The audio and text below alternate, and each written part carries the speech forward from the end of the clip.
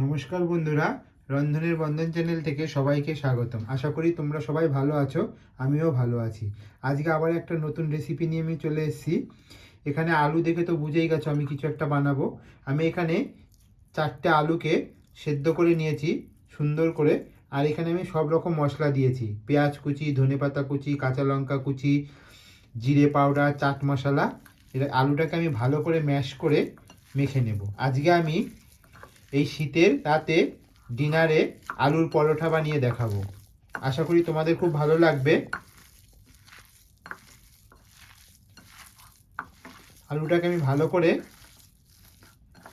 এই শীতের রাতে গরম গরম আলুর পরোটা খুব সুন্দর লাগবে, সঙ্গে গ্রিন চাটনির সঙ্গে।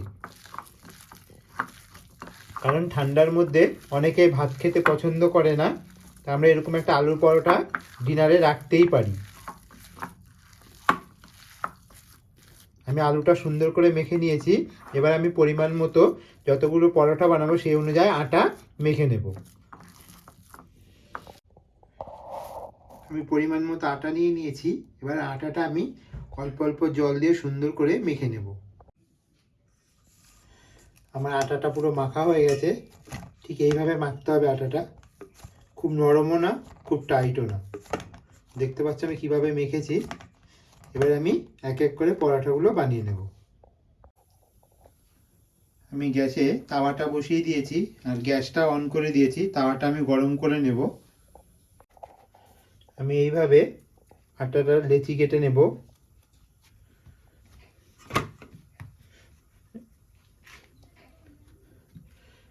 শুকনো আটাটা আমি লাগিয়ে নেব, দিয়ে হাত দিয়ে সুন্দর করে আমি এরকম গোল গোল করে নেব। এবার আমি আলুর পুরটা ভেতরে দিয়ে নেব, দিয়ে আস্তে আস্তে আমি পেস্ট করে নেব।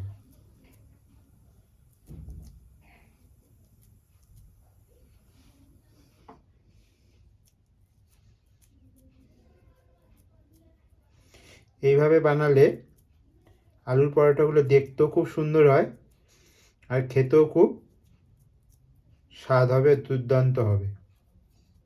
পুরগুলো ঠেসে ঠেসে ভিতরে ভরে দিতে হবে। একটু টাইম লাগবে কিন্তু ভালো হয় বন্ধুরা। মুখটা খুব ভালো করে বন্ধ করতে হবে। পরোটাটা আমি উল্টে নিয়েছি। এবার লাল লাল করে আমি ভেজে নেব। আপনারা চাইলে সাদা তেলেও ভাজতে পারেন, ঘিতেও ভাজতে পারেন, বাটার দিয়েও ভাজতে পারেন। যে যেটা পছন্দ করেন সেটা দিয়ে ভেজে নিতে পারেন। আমি ঘি দিয়ে ভাজছি। এতে কি হবে, খেতে খুব ভালো লাগবে।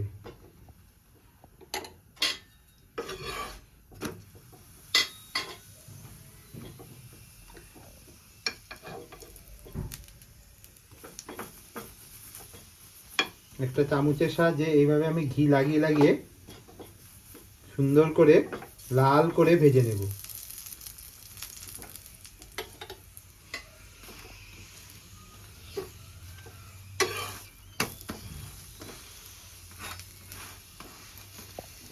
সুন্দর ফুলে উঠছে। এইভাবে বানালে প্রত্যেক কটা পরোটা খেতে খুব স্বাদ হবে আর এরকম ফুলবে।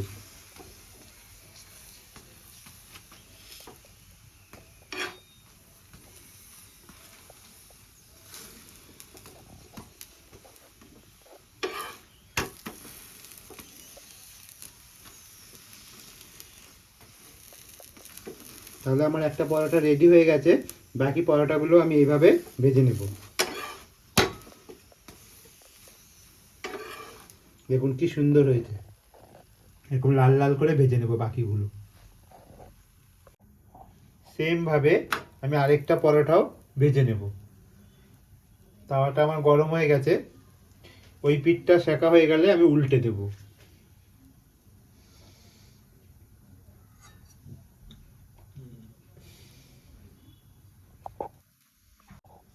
ওই পিঠটা আমার হয়ে গেছে। এবার আমি আস্তে করে উল্টে দেব।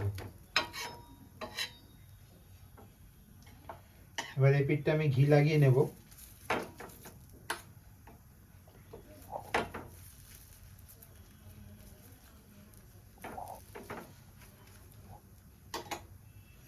এবার আমি এই পিঠটা ঘি লাগানো পিঠটা উল্টে দেব। গ্যাসের ফ্লেমটা আমি একটু কম করে দেব।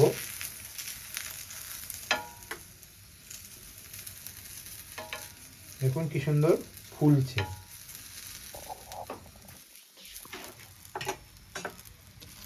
এইভাবে প্রত্যেকটা পরোটা যদি ফোলে তাহলে খেতে খুব টেস্ট হবে।